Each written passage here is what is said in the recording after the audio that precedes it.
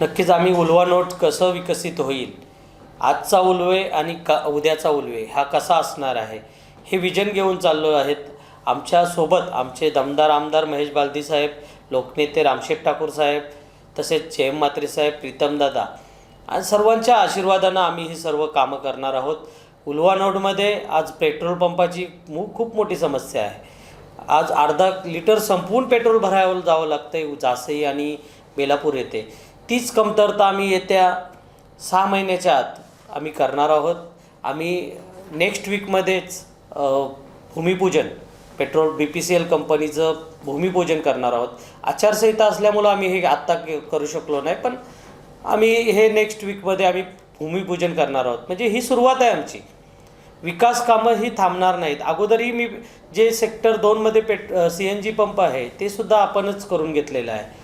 तर ही कामं, विकास कामं जी आहेत, जी पदरी पडतील आमच्या, ती सर्व लोकांपर्यंत देणार आहोत. कसा आपल्या शहराचा विकास होईल ह्या बाबतीनंच आम्ही विकासाचे विजन घेऊन उतरलेलो आहोत.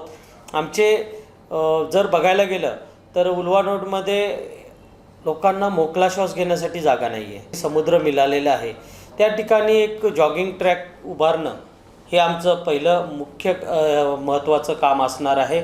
तसंच इथे बहुतांश मच्छीमार बांधव राहतो आहे. तर मच्छीमार बांधवांसाठी सुसज्ज अशा जेट्या, जिथं आता 17 कोटीची जेटी हे आमच्या मोरावे गावासाठी, मोरावे गावातल्या मच्छीमार बांधवांसाठी बनवलेली आहे.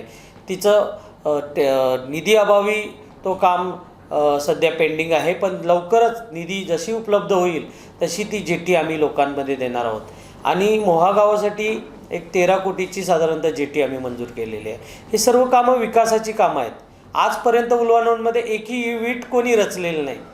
ही कामं आम्ही करत आहोत आणि याच्या पुढेही अशीच करत राहणार आहोत. मतदारांना एवढंच सांगेन, विजनरी लोकांना साथ द्या, जे नक्कीच विजन घेऊन चालत आहेत, ज्यांच्याकडे काहीतरी विजन्स आहेत त्यांना साथ द्या आणि विकासाच्या मुद्द्यावर बोला. टीकाटिप्पणी करणाऱ्यांना तुम्ही साथ देऊ नका, त्यांच्या भूलतापांना बली पडू नका.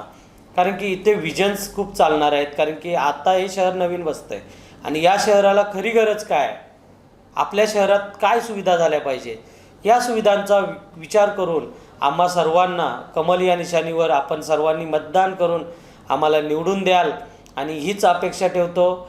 आणि तुम्ही आमच्यावर मतरूपी आशीर्वाद द्याल, मी जनतेला एवढाच आव्हान करेन.